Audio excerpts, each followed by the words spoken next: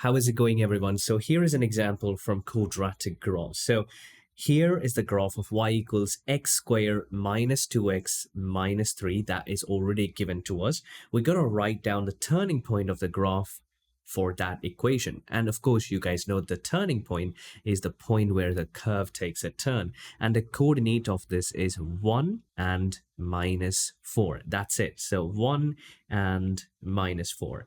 Use the graph to find the roots. And now what are roots? Roots are where the graph or the quadratic curve intersect on x-axis, and that will be where x is equal to this point right there is minus 1, x is equal to minus 1, and x is equal to 3. So those are the two roots when they have told you this is equal to 0. So in this one, the graph is the other way around. This is because there is a negative sign in front of x squared, so the curve will look sad or opening downwards. Now write down the turning point, and the turning point is this point, that is 1 and 7. So 1 and 7, that's the turning point.